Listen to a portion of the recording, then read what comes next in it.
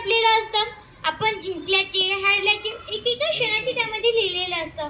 आणि फक्त इथल्याच नाही तर वेगवेगळ्या देशामधील पुस्तक आहे. आणि आम्ही कालच एक पुस्तक संपवलं, ते म्हणजे पुस्तक न वाचणारी मुलगी. त्यामध्ये मीनू नावाची एक मुलगी होती. त्याला पुस्तक आवडायचीच नाही, पण नंतर असं घडलं की त्याला पुस्तकाशिवाय कर्मच न गेलं. पण एक होतं, त्यांच्या आईवडिलांना पुस्तकाची फारच गोडी. त्यांच्या घरामध्ये जिथे बघायचं तिथे पुस्तकच पुस्तक. पण त्या मुलीला तर कधीच आवडत न गेलं, कारण की ती जिथे बघेल तिथे त्याचे प्रत्येक वेळी पुस्तकच.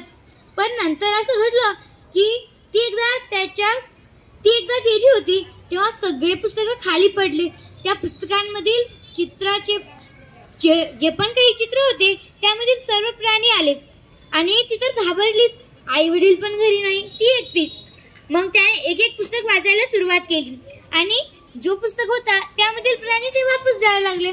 फक्त लास्टला एक ससा राहिला. त्या मीनूला वाटत होतं की आपल्याकडून हा ससा कधीच जाऊ नये, पण त्याने वाचलं आणि तो पण ससा गेला.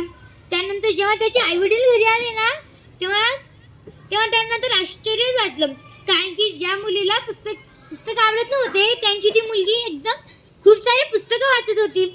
आणि हा पण पुस्तक आमचा आवडताच झाला. तेच नाही तर आम्ही अनेक पुस्तकं वाचली आहेत, जसे की चिंचबन. हा पण माझा आवडता पुस्तक.